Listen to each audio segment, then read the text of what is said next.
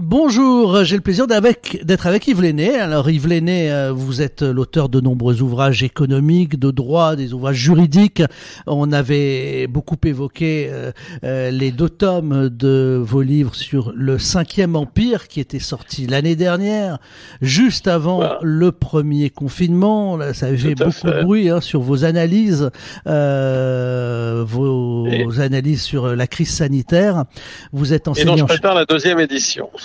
Eh bien voilà, ça promet. Vous êtes enseignant-chercheur à l'université, ancien auditeur de l'IHEDN et jurisconsulte pour le droit français à Berlin et chef d'entreprise, Yves Lenné.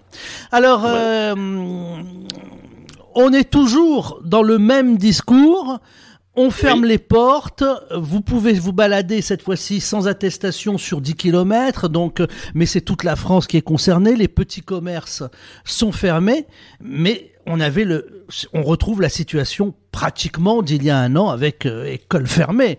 La seule différence, c'est les attestations, quoi. Voilà, la propiska, qui est l'attestation pour se déplacer en Union soviétique. Donc, alors, on a supprimé la propiska. Alors, que pensez-vous de cela? Vous qui avez dit l'année dernière qu'on était parti pour très longtemps parce qu'il y avait bien d'autres raisons que les simples raisons sanitaires. À l'époque, on vous a dit vous êtes un peu complotiste, c'est pas possible. Et vous avez dit non, dans un an, on revivra la même situation. Et les gens vous disaient vous êtes fous. Enfin, disait, voilà, on est fou de... Mais on est quelquefois fou d'avoir eu raison contre les autres et avant les autres. Donc, non, moi je crois, si vous voulez, que en réalité, il y a en arrière-plan de cette panique qui a été organisée, il faut bien le dire quand même, par rapport à cette pandémie, il y a un agenda. Et c'est pas du complotisme de le dire, puisque il y a un grand monsieur qui s'appelle monsieur Klaus Schwab, dont vous avez sûrement entendu parler, qui est le président du Forum économique mondial, le World Economic Forum, c'est-à-dire la structure qui organise les fameux symposiums de Davos, où se retrouve l'élite, le gratin mondial de la politique, de la pensée et surtout de l'économie. Et ce monsieur qui est le président de cet organisme et le fondateur a écrit un bouquin qui s'appelle en anglais The Great Reset et qui a été traduit en français par la grande réinitialisation qu'on pourrait d'ailleurs appeler la grande remise à zéro. Et l'idée, l'argument, si on veut le résumer en une phrase, c'est le Covid-19 ou là, parce que est-ce que c'est là ou là, on ne sait pas, une chance pour l'humanité. Et il explique sur 250 pages que grâce à cette pandémie, ça va permettre de tout remettre à zéro sur le plan environnemental, sociétal, social, politique, économique, le monde de l'entreprise, la macroéconomie, que tout est bouleversé, tout va être changé avec un nouvel agenda. Et moi, je trouve que c'est fabuleux de s'apercevoir que finalement, au fur et à mesure que les variants s'installent, etc., l'agenda de M. Schwab tend progressivement à se réaliser. Alors, il y a 2 analyses sur l'agenda de M. Schwab. Il y a d'une part de dire, mais c'est un simple constat, et d'autre part de dire, mais c'est quelque chose qui a été prévu. Alors, bien sûr, on ne peut pas dire le virus a été fabriqué pour. Encore que, on commence à dire quand même, c'est intéressant, on commence à dire, même au niveau de l'OMS, on commence à dire, ben oui, c'est peut-être quand même un accident de laboratoire, on n'est pas sûr. Enfin, en tout cas, la théorie de la chauve-souris pangolin commence à être abandonnée. Et tout ça nous peut donner à penser beaucoup de choses, bien entendu, dans le détail desquelles je n'entrerai pas.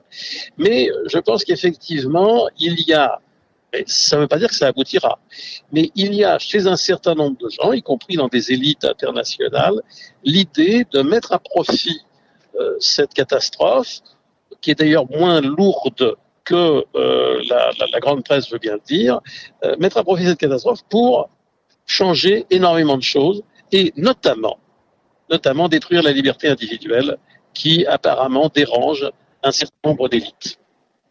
Oui, mais Emmanuel Macron a dit, rassurez-vous, au mois de grosso modo juin, pour cet été, on va retrouver notre vie d'avant. Oui, j'ai écouté son interview. Il l'a pas dit exactement comme ça. Monsieur Macron est quelqu'un qui est, enfin, que je me permets de porter un jugement. C'est quelqu'un d'intelligent et de fin qui sait ne pas dire les choses ou dire des choses sans les dire.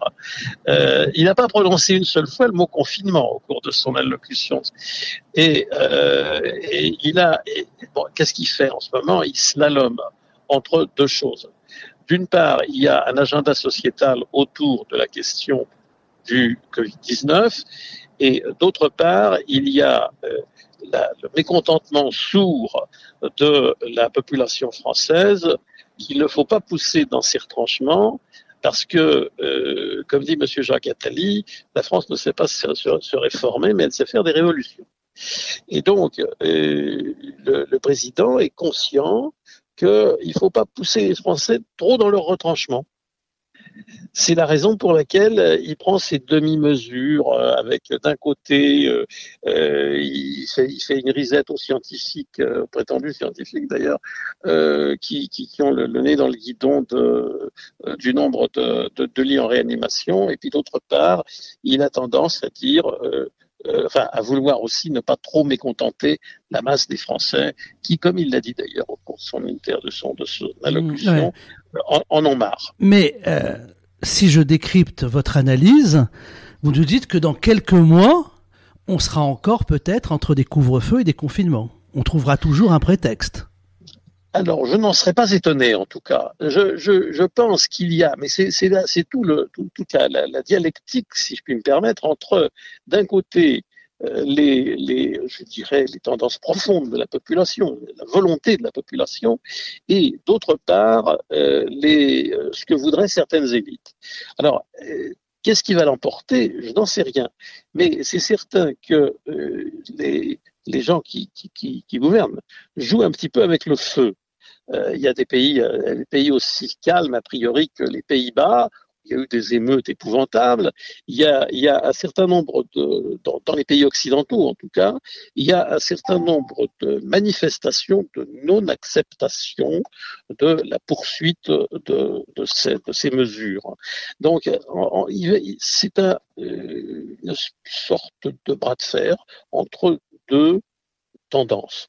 La tendance des populations de rejeter de plus en plus ces mesures, parce que tout ça a été imposé par la peur, mais comme dit le proverbe, on se lasse de tout même d'avoir peur, et d'autre part, une volonté quand même politique qui est de profiter de cette opportunité pour réduire les libertés individuelles, détruire la liberté économique, installer des méthodes de contrôle de plus en plus rigoureuses sur le plan informatique, sur le plan de la reconnaissance faciale. La reconnaissance faciale, il y a maintenant la reconnaissance faciale à Orly quand même. Il n'y a pas qu'en Chine. Donc, si vous voulez, c'est pour moi l'intérêt de la situation actuelle, c'est ce couple de forces entre d'un côté des élites qui veulent de plus en plus détruire la liberté individuelle et instaurer un système autoritaire, et de l'autre côté une volonté des populations dans les pays occidentaux qui est de conserver leur liberté. On est dans un bras de fer finalement, on ne sait pas qui va gagner ce bras de fer. On ne sait pas. Celui qui gagnera le bras de fer, c'est celui qui mettra le plus d'énergie. Donc ça veut dire, est-ce que cela signifie que les mouvements de protestation sont de l'énergie positive des peuples en faveur des libertés, même s'ils sont mal vus par une majorité de la population? Tout à fait, tout à fait. Vous savez, les révolutions se sont toujours faites par des minorités.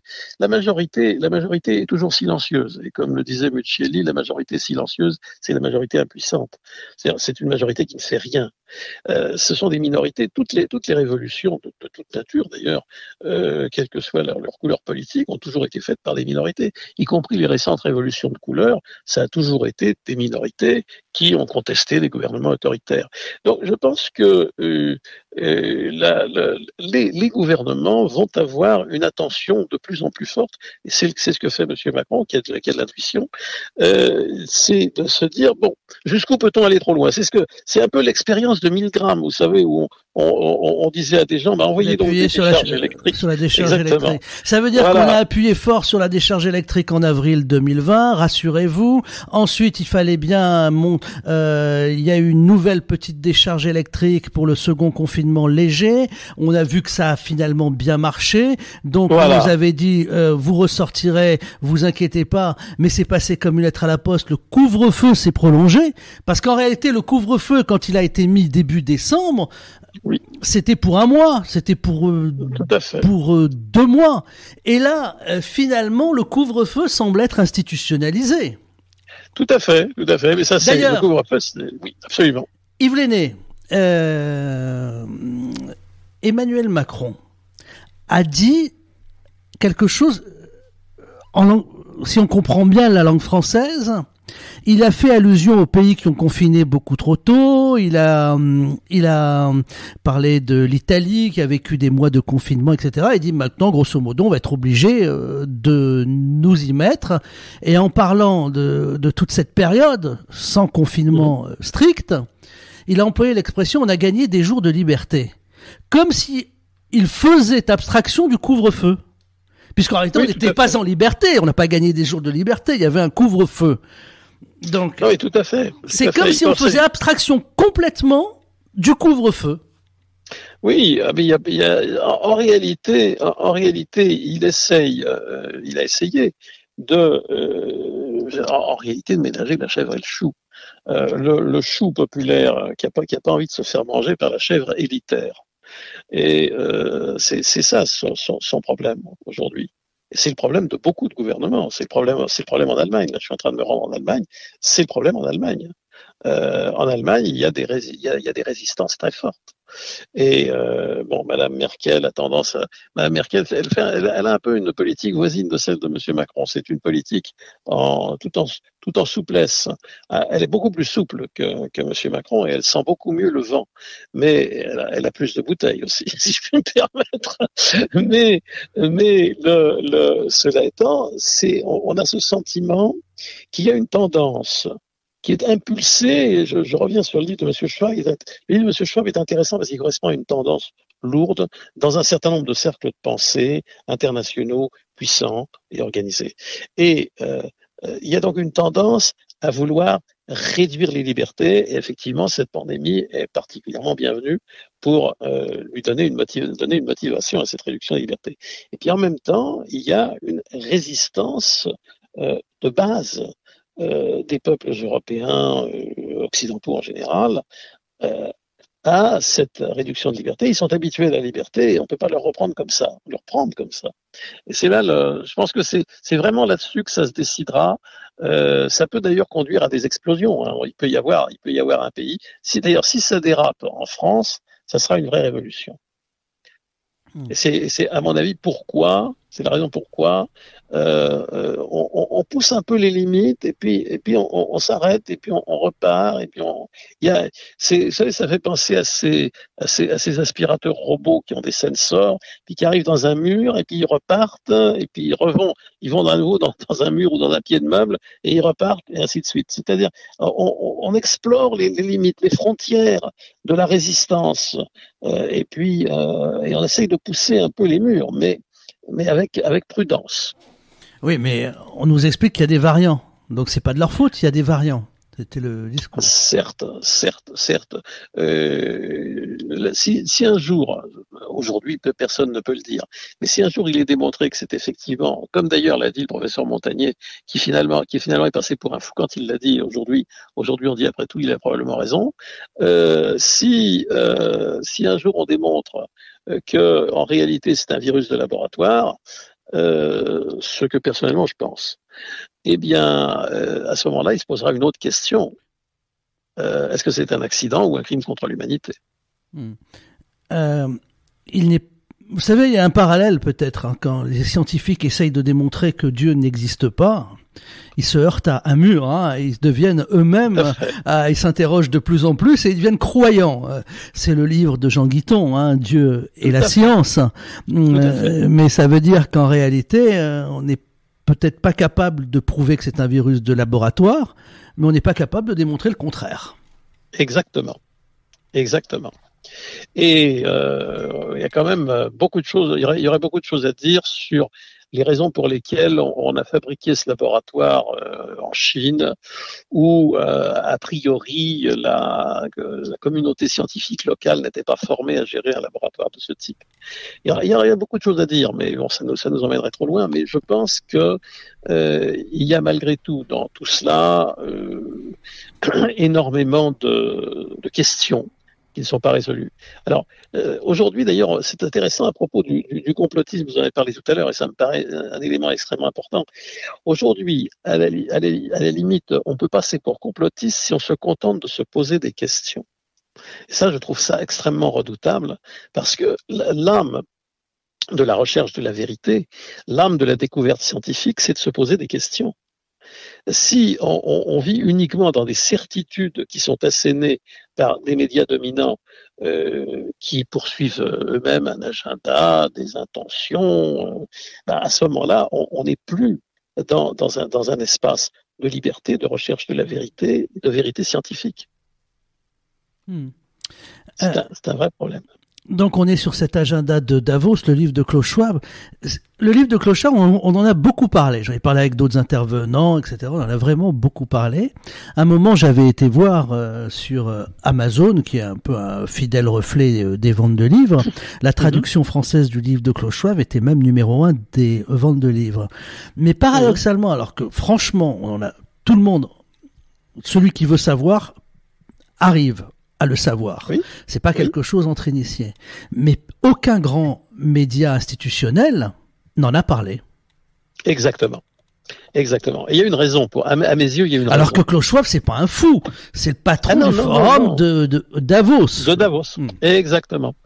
Et pour moi, il y a une raison.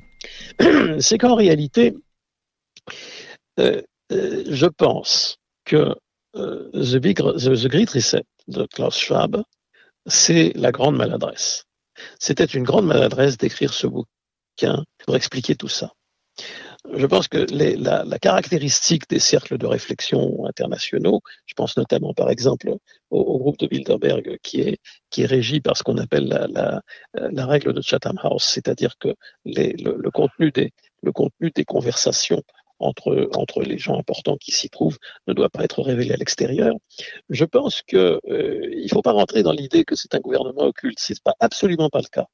Mais ce sont des cercles de réflexion dans lesquels des gens importants et puissants réfléchissent ensemble sur des sujets et arrivent quelquefois à des consensus sur un certain nombre d'impulsions qui seraient souhaitables de donner à telle ou telle politique, etc.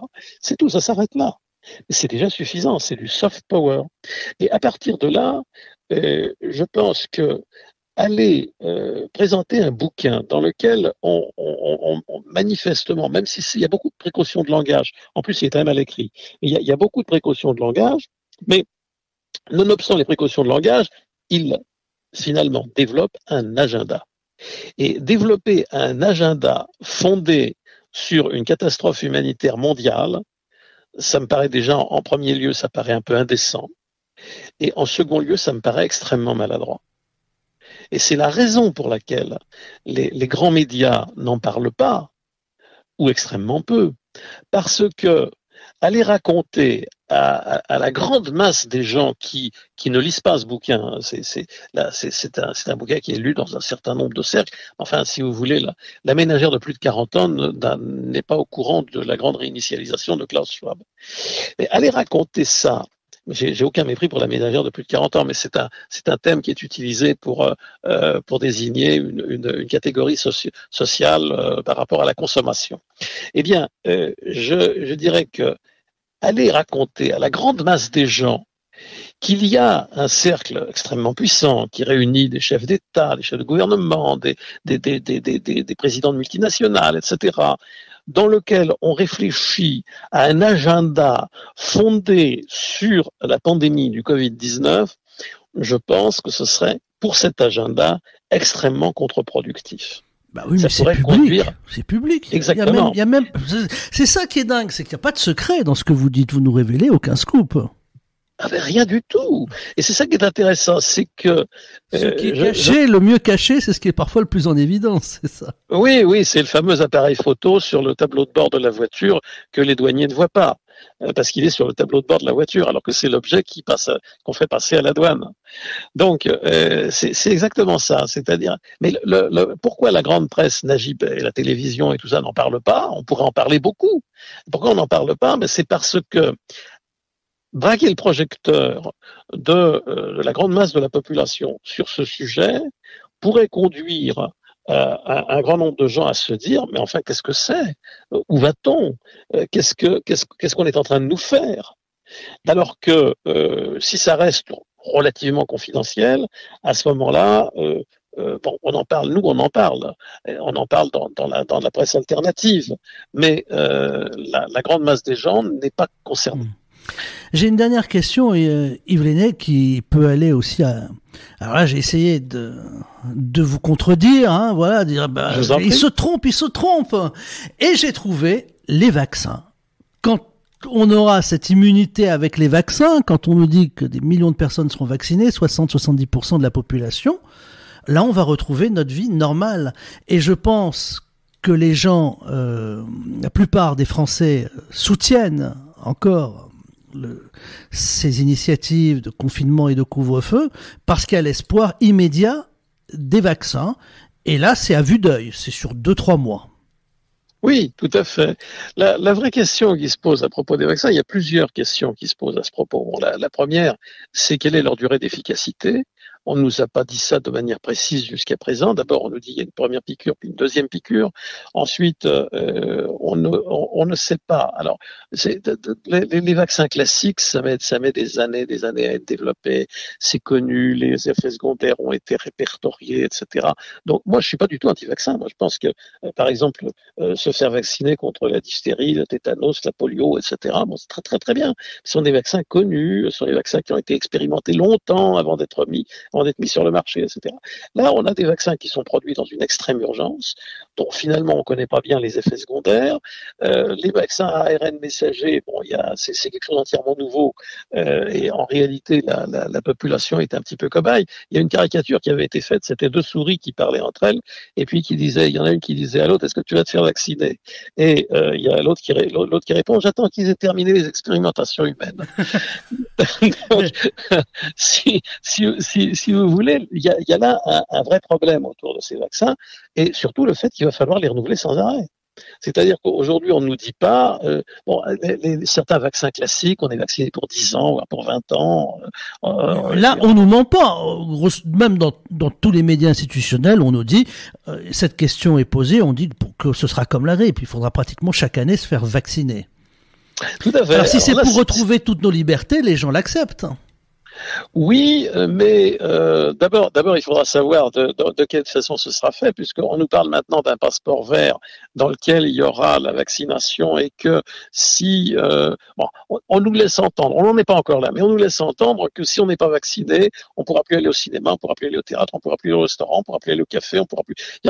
En d'autres termes, la vaccination ne sera pas obligatoire, mais on sera en quelque sorte on sera condamné à une mort sociale si on n'est pas vacciné. Alors ça, c'est déjà un premier point qui pose des vraies questions sur des libertés absolument fondamentales, puisque la liberté la plus fondamentale de l'être, c'est de ne pas se voir porter une atteinte physique à son corps. Oui, mais vous savez, Yves Lenné, que si vous voulez pas vous faire vacciner, avoir le certificat de vaccination, on peut l'avoir. Quelques copains médecins, tout le monde arrive à se débrouiller. Oui, alors ça c'est, je dirais, le contournement des amis de la liberté par rapport aux actes de dictature. Il y a aussi, sans vouloir établir la moindre comparaison, il y a aussi des gens qui faisaient passer les gens qui voulaient fuir le mur de Berlin. Dans les premiers temps, il y avait des passeurs. Et puis il y a eu des héros comme Schindler qui ont sauvé les Juifs des nazis. Et puis il y avait des gens qui sauvaient qui essayaient de sauver les victimes du communisme stalinien, etc. Il y a toujours eu des moyens de contournement, alors, sans vouloir établir de comparaison entre tout ça, bien sûr. Mais si on reste, disons, dans la stricte application des règles imposées par le pouvoir, il y a un moment donné, on pourra se poser la question, est-ce qu'on ne va pas instituer une mort sociale pour ceux qui ne seront pas vaccinés? Ce qui est d'ailleurs totalement illogique, parce que si je ne veux pas me faire vacciner, et les autres sont vaccinés, eh ben, ils sont protégés. Donc, je ne les menace pas. Si je suis menacé moi-même, eh ben, c'est mon habeas corpus, c'est ma vie. Je peux contrôler ma vie. Donc, et tous ceux qui ne veulent pas se faire vacciner, eh ben, ils savent qu'ils prennent un risque, qu'ils peuvent se contaminer, mais ils sont entre gens responsables. Oui, mais ils prennent pas de risque s'il y a une immunité collective. En plus. Mais ceux qui sont vaccinés sont protégés. Ou alors le vaccin est une imposture. Ceux qui sont vaccinés sont protégés. Donc, ceux qui ne veulent pas se faire vacciner sont les seuls à ne pas l'être. Et du même coup, on ne voit pas pourquoi on leur imposerait des restrictions dans leur vie. Mais la réalité, c'est que cette vaccination obligatoire, qui est très particulière, elle fait partie d'un mécanisme de contrôle social. Et alors attention, hein, je vais pas dire que on va balancer des nanopuces dans les vaccins. Ça, je pense que là, on est un petit peu dans l'unirisme. Non, je pense que simplement imposer aux gens de se faire vacciner à peine de mort sociale, on n'en est pas encore là, mais on y va. Ça, c'est la destruction d'une des libertés les plus fondamentales de l'être, qui est de ne pas recevoir ou accepter une atteinte physique à son corps. Et ça, je pense que c'est un véritable problème éthique, politique, de liberté fondamentale. Et si cette liberté-là disparaît, je pense que c'en est fait des autres aussi. Oui, certains s'arrangeront toujours, hein. Vous savez, depuis cette histoire de vaccination, j'ai déjà entendu ici ou là que des gens étaient vaccinés sans l'être, uniquement pour prendre l'avion. Donc voilà. Oui, bien entendu. Comme je vous dis, il y aura toujours les contournements des méthodes dictatoriales. Heureusement, toutes les dictatures comportent leur contournement. Mais je pense que sur le plan des principes, le fait de dire de quelqu'un qui va pas se faire vacciner qu'il est condamné à une mort sociale, ce dont on parle, je dis pas qu'on en est là, hein, on n'en est pas encore là, mais ce dont on parle, ça me paraît une régression effrayante. Oui, mais une majorité de la population est pour et va dire à cette personne, c'est parce que tu es un criminel que tu dois rester chez toi. Non, mais je réponds non, puisque vous êtes protégé, je ne suis pas une menace pour vous. À partir de là, oui. Ou alors, ça veut dire que votre vaccin, en réalité, il vous protège pas. Auquel cas, on est dans l'illusion. Parce que là, c'est binaire. Ou bien le vaccin protège ou il protège pas. S'il protège, ceux qui sont vaccinés sont protégés. Et les méchants qui ne sont pas vaccinés, ils ne menacent qu'eux-mêmes. Ils ne menacent que leurs pareils, ceux qui ne veulent pas se faire vacciner. Mais ils ne menacent pas les vaccinés, puisque les vaccinés sont protégés par nature. Merci Yves Lenné. Je vous en prie, c'est moi qui vous remercie. Vous avez publié donc le 5e Empire l'année dernière. Le prochain livre, j'imagine, fera référence à tout ce que nous évoquons à notre conversation. Absolument. C'est l'objet de la 2e édition. Vous êtes docteur en droit, vous êtes en train d'aller vers Berlin, hein, vous Exactement. Êtes ancien enseignant-chercheur à l'université parce que vous travaillez à Berlin, vous êtes jurisconsulte pour le droit français, inscrit à Berlin et chef d'entreprise auprès de la plus haute cour de Berlin, que je ne prononcerai pas. Merci Yves Lenné. C'est moi qui vous remercie. Je ne prononcerai pas parce que j'ai pas la phonétique, tout simplement. D'accord. Le Kammergericht. C'est facile, voilà, le Kammergericht, j'ai pas osé le dire comme ça, mais merci Yves Lenné. C'est moi qui vous remercie beaucoup. À bientôt. Ouais.